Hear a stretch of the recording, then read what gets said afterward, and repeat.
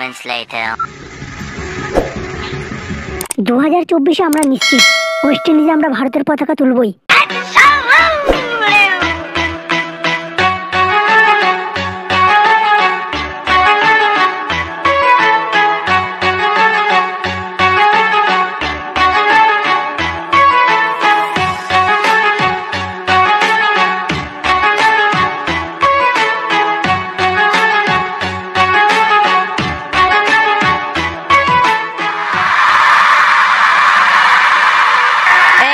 मौका Hardik Pandya long off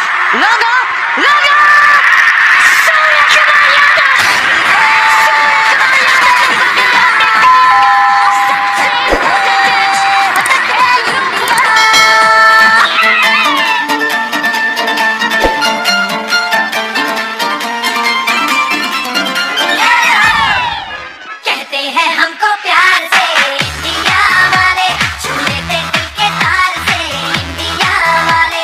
Meanwhile,